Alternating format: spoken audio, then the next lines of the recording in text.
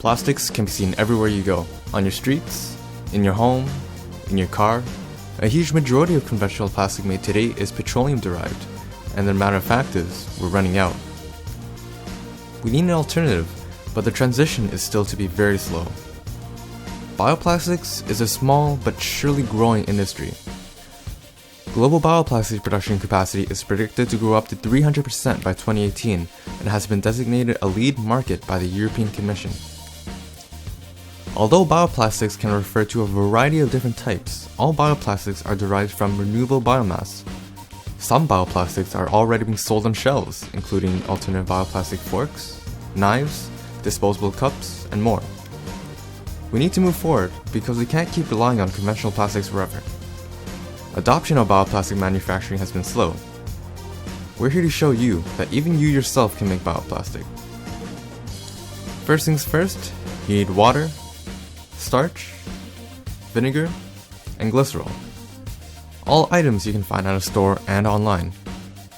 Get your supplies together, including a syringe or measuring spoons, measuring cup, something to stir with, a stove, and a pot. Let's start off with 120 milliliters of water. Then, add any food coloring of your choice. I put around 4 to 5 drops. Next, put in 4 milliliters of glycerol and 4 milliliters of vinegar. Lastly, add in 30 milliliters of starch. Any starch works really, tapioca is what I used. Mix well, and don't be alarmed if the starch begins to clump. Keep mixing and it will eventually become completely liquid. Turn on your stove and get ready for cooking. We add water to our starch in order to begin giving room between our starch molecules. Through hydrogen bonding, the starch starts to get attracted to the water more so than themselves.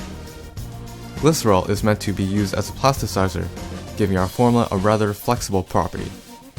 Vinegar, on the other hand, helps encourage a hydrolysis reaction in our liquid, breaking down amylopectin molecules into smaller amylose molecules. Keep mixing and don't be worried if you see nothing happening. The transition is noticeable and almost instant. After you see it become translucent and much thicker, give it about another 30 seconds and you're ready to start pouring. Pour your plastic into any mold you like.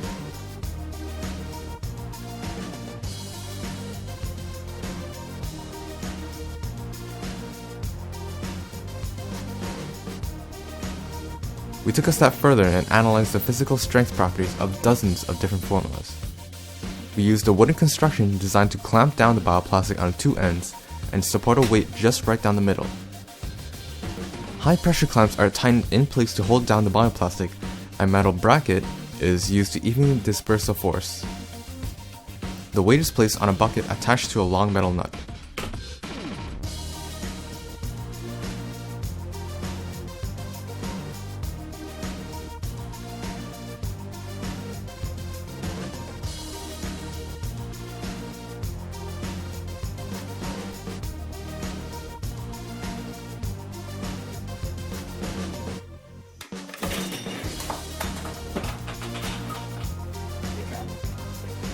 There's still so much more to learn about bioplastics, even on our part.